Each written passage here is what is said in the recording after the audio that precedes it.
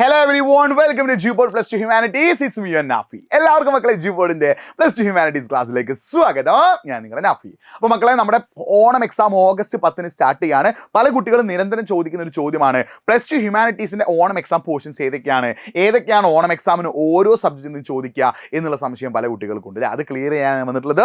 Welcome to G-Board Plus 2 Humanities. It's me, Nafi. അപ്പോൾ നിങ്ങൾക്ക് ഓരോ സബ്ജക്റ്റിലും എത്ര ചാപ്റ്റേഴ്സ് എടുത്തു കഴിഞ്ഞു എന്നുള്ള കാര്യം കൂടി നിങ്ങൾ കമന്റ് ബോക്സിൽ ടൈപ്പ് ചെയ്യുക. നമ്മൾ ഇംഗ്ലീഷ് നോക്കുമ്പോൾ ഇംഗ്ലീഷിൽ ഫസ്റ്റത്തെ 2 യൂണിറ്റ് ആണ് നിങ്ങൾക്ക് എന്തിനു വരിക, ഓണം എക്സാമിന് വരിക കേട്ടോ. ശ്രദ്ധിക്കണം, ഇംഗ്ലീഷിന്റെ കാര്യം എടുക്കുമ്പോൾ ഫസ്റ്റത്തെ 2 യൂണിറ്റ് ആണ് നിങ്ങൾക്ക് എന്തിനു വരിക, ഓണം എക്സാമിന് വരിക. അപ്പൊ ഇംഗ്ലീഷിന്റെ കാര്യം എടുക്കുമ്പോൾ ഫസ്റ്റത്തെ 2 യൂണിറ്റ് ആണ് എന്തിനു വരിക, ഓണം എക്സാമിന് വരിക.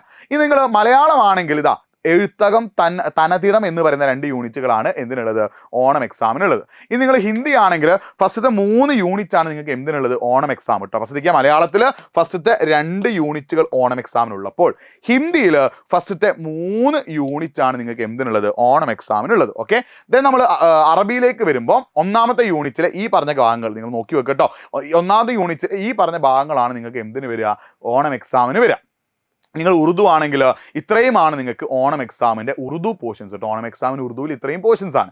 ഇനി നിങ്ങൾ സംസ്കൃതമാണെങ്കിൽ ഏകദേശം 4 യൂണിറ്റുകൾ നിങ്ങൾക്ക് എന്തിനുണ്ട്, സംസ്കൃതം പഠിക്കേണ്ടത്. ഇതാണ് ഉറുദു. നിങ്ങൾ നോക്കി വെക്കുക, ഉറുദുവിൽ ഇത്രയും യൂണിറ്റുകളാണ് നിങ്ങൾക്ക് എന്തിന് പഠിക്കാനുള്ളത്, ഓണം എക്സാമിന് പഠിക്കാനുള്ളത്. സംസ്കൃതത്തിൽ ഇത്രയും യൂണിറ്റുകൾ നിങ്ങൾക്ക് എന്ത് ചെയ്യാനുണ്ട്, ഓണം എക്സാമിന് പഠിക്കാനുണ്ട്. ദെൻ നമ്മൾ എക്കണോമിക്സിലേക്ക് വരുമ്പോൾ മൈക്രോ എക്കണോമിക്സിലെ ഫസ്റ്റ് 3 ചാപ്റ്റേഴ്സ് ആണ് നിങ്ങൾക്ക് എന്തിനുള്ളത്, ഓണം എക്സാമിനുള്ളത് കേട്ടോ. മൈക്രോ എക്കണോമിക്സിലെ ഫസ്റ്റ് 3 ചാപ്റ്റേഴ്സ്, അതായത് ഏതൊക്കെ, അതായത് ഇൻട്രൊഡക്ഷൻ ടു മൈക്രോ എക്കണോമിക്സ് മുതൽ പ്രൊഡക്ഷൻ ആൻഡ് കോസ്റ്റ് വരെയുള്ള ഫസ്റ്റത്തെ 3 ചാപ്റ്റേഴ്സ് ആണ് നിങ്ങൾക്ക് എന്തിൽ വരിക, ഓണം എക്സാമിന് വരിക. ഇനി നമ്മൾ പൊളിറ്റിക്സിലേക്ക് വരികയാണെങ്കിൽ ഇന്ത്യ സിൻസ് ഇൻഡിപെൻഡൻസ് എന്ന് പറയുന്ന ടെക്സ്റ്റ് ബുക്കിൽ, അതായത് ഒന്നാമത്തെ ടെക്സ്റ്റ് ബുക്ക്, നിങ്ങൾക്ക് പൊളിറ്റിക്സ് 2 ടെക്സ്റ്റ് ബുക്ക് ഉണ്ട് അല്ലേ, ഇന്ത്യ സിൻസ് ഇൻഡിപെൻഡൻസ് എന്ന് വിളിക്കുന്ന ഫസ്റ്റ് ടെക്സ്റ്റ് ബുക്കിലെ ചാലഞ്ചസ് ഓഫ് നേഷൻ ബിൽഡിംഗ് മുതൽ റൈസ് ഓഫ് പോപ്പുലർ മൂവ്മെന്റ് വരെയുള്ള 1 to 7 ആണ് എന്ത്, നിങ്ങളുടെ ഓണം എക്സാം പോർഷൻസ് കേട്ടോ. പൊളിറ്റിക്സിൽ ഒന്നാമത്തെ ചാപ്റ്റർ മുതൽ 7ാമത്തെ ചാപ്റ്റർ വരെ ഏത് ടെക്സ്റ്റ് ബുക്കിൽ, politics in India since independence എന്ന് വിളിക്കുന്ന ടെക്സ്റ്റ് ബുക്കിലെ ഒന്നാമത്തെ ചാപ്റ്റർ മുതൽ 7ാമത്തെ ചാപ്റ്റർ വരെയാണ് നിങ്ങൾക്ക് എന്തുള്ളത്, ഓണം എക്സാം ഉള്ള പോർഷൻസ്. ഹിസ്റ്ററിയിലേക്ക് വരുമ്പോൾ bricks beads and the bones മുതൽ ഭക്തി സൂഫി ട്രഡീഷൻ ഒന്നാമത്തെ ചാപ്റ്റർ മുതൽ 6ാമത്തെ ചാപ്റ്റർ വരെയാണ് നിങ്ങൾക്ക് എന്തിനുള്ളത്, ഓണം എക്സാമിനുള്ളത് കേട്ടോ. ഒന്നാമത്തെ ചാപ്റ്റർ മുതൽ 6ാമത്തെ ചാപ്റ്റർ വരെയാണ് ഓണം എക്സാമിനുള്ളത്. അടുത്തത് സോഷ്യോളജി നമ്മൾ നോക്കുകയാണെങ്കിൽ 1.1 ഇന്ത്യൻ സൊസൈറ്റി എന്ന് വിളിക്കുന്ന ടെക്സ്റ്റ് ബുക്കിൽ 1.1 മുതൽ 1.6 വരെ, അതായത് ഇൻട്രൊഡ്യൂസിങ് ദ ഇന്ത്യൻ സൊസൈറ്റി മുതൽ the challenges of cultural diversity വരെയുള്ള ചാപ്റ്റേഴ്സ് ആണ് നമുക്ക് എന്ത് ചെയ്യാനുള്ളത്, പഠിക്കാൻ ഉള്ളത് കേട്ടോ. ശ്രദ്ധിക്കണം, ഇത്രയുമാണ് എന്ത്, നിങ്ങൾക്ക് സോഷ്യോളജിയിൽ പഠിക്കാനുള്ള ചാപ്റ്റേഴ്സ്. അടുത്ത് നമ്മൾ നോക്കുകയാണെങ്കിൽ ജോഗ്രഫിയിലേക്ക് നമ്മൾ നോക്കുകയാണെങ്കിൽ ജോഗ്രഫിയിൽ 2 ടെക്സ്റ്റ് ബുക്ക് ഉണ്ട്. ഒന്നാമത്തെ textbook fundamentals of human ജോഗ്രഫിയാണ്. രണ്ടാമത്തെ textbook India people and എക്കോണമിയാണ്. അതിൽ ഒന്നാമത്തെ ടെക്സ്റ്റ് ബുക്കിൽ നിങ്ങൾക്ക് 1, 2, 3, 4, 5, അതായത് textbook 1 fundamentals of Indian ജോഗ്രഫിയിൽ 5 ചാപ്റ്റേഴ്സ് ആണ്. ഇത് ഹ്യൂമൻ ജോഗ്രഫി മുതൽ പ്രൈമറി ആക്ടിവിറ്റീസ് വരെയുള്ള 5 ചാപ്റ്റേഴ്സ് ആണ് നിങ്ങൾക്ക് എന്തിനു പഠിക്കാനുള്ളത്, ജോഗ്രഫിയിൽ. ഇനി രണ്ടാമത്തെ ടെക്സ്റ്റ് ബുക്ക് ആയിട്ടുള്ള ഇന്ത്യ പീപ്പിൾ ആൻഡ് എക്കോണമിയിൽ 1, അതേപോലെ തന്നെ 2, 3 ചാപ്റ്റേഴ്സ് ആണ് നിങ്ങൾക്ക് എന്ത് ചെയ്യാനുള്ളത്, പഠിക്കാനുള്ളത്. ഏതൊക്കെയാണ്, population distribution density growth and കോമ്പോസിഷനും ഹ്യൂമൻ സെറ്റിൽമെന്റും ലാൻഡ് റിസോഴ്സസ് ആൻഡ് അഗ്രികൾച്ചർ. ഇങ്ങനെ മൊത്തം 8 ചാപ്റ്റേഴ്സ് നിങ്ങൾക്ക് എന്തിന് പഠിക്കാനുണ്ട്, ജോഗ്രഫിയിൽ പഠിക്കാനുണ്ട്. അപ്പോൾ ഒന്നാമത്തെ ടെക്സ്റ്റ് ബുക്ക് ആയിട്ടുള്ള ഫണ്ടമെന്റൽസ് ഓഫ് ഹ്യൂമൻ ജോഗ്രഫിയിൽ 5 ചാപ്റ്റേഴ്സും ഇന്ത്യ പീപ്പിൾ ആൻഡ് എക്കോണമിയിൽ 3 ചാപ്റ്റേഴ്സുമാണ് നിങ്ങൾക്ക് ജോഗ്രഫിയിൽ പഠിക്കാനുള്ളത്.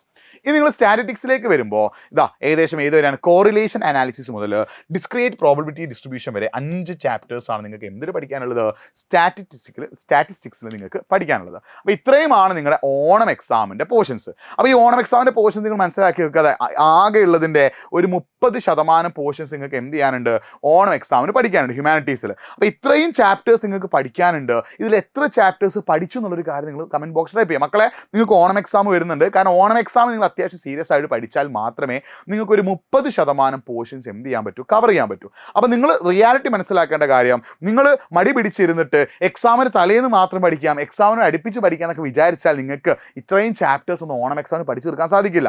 അപ്പോൾ ഓണം എക്സാം നിങ്ങൾ പ്രോപ്പറായിട്ട് പഠിച്ചിട്ടില്ലെങ്കിൽ ഇതൊരു ബേർഡൻ ആയിട്ട് നിങ്ങൾ കൂടെ ഉണ്ടാവും. പിന്നെ ക്രിസ്മസ് എത്തും, ക്രിസ്മസിന് ഇതും ക്രിസ്മസിൻ്റെ പോർഷനും പഠിക്കാനുണ്ട്.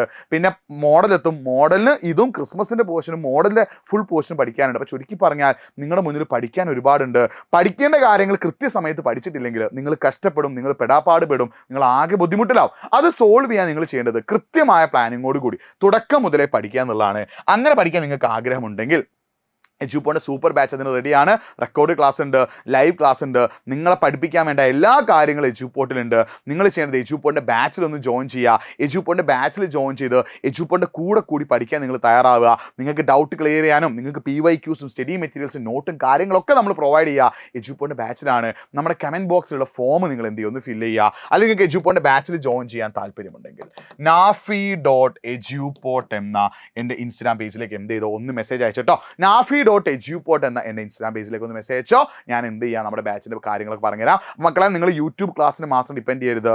വളരെ കുറച്ച് ക്ലാസ്സുകൾ മാത്രമേ യൂട്യൂബിൽ ഉണ്ടാവുള്ളൂ. കൂടുതൽ ഡീറ്റെയിൽ ആയിട്ട് കോൺസെപ്റ്റ് ക്ലിയർ ആക്കി ക്വസ്റ്റ്യൻസ് ഒക്കെ ഡിസ്കസ് ചെയ്യുന്ന എല്ലാ ക്ലാസ്സുകളും എജ്യൂപോണിൻ്റെ ആപ്പിലാണ് ഉണ്ടാവുക. എജ്യൂപോണിൻ്റെ ആപ്പിൽ ജോയിൻ ചെയ്ത് പഠിച്ചാൽ കാര്യങ്ങൾ സെറ്റ് ആകും. ഇല്ലെങ്കിൽ നിങ്ങൾ എന്ത് ചെയ്യും, കഷ്ടപ്പെടുന്നുള്ള കാര്യം വീണ്ടും ഞാൻ ഓർത്തിക്കുകയാണ്. അപ്പോൾ നിങ്ങൾ എജ്യൂപോണിൻ്റെ ബാച്ചിൽ ജോയിൻ ചെയ്യാൻ താല്പര്യമുണ്ടെങ്കിൽ കമൻറ്റ് ബോക്സിൽ ഫോം ഒന്ന് ഫില്ല് ചെയ്യുക. അല്ലെങ്കിൽ nafi.eduport എന്ന ഇൻസ്റ്റാഗ്രാം പേജിലേക്ക് മെസ്സേജ് അയക്കുക. അപ്പോൾ ഇത്രയുമാണ് നിങ്ങളുടെ +2 ഓണം എക്സാമിനുള്ള ഹ്യൂമാനിറ്റീസ് പോർഷൻസ്. മറ്റൊരു വീഡിയോ ആയിട്ട് വീണ്ടും കാണാം. It's me Nafi signing off. By.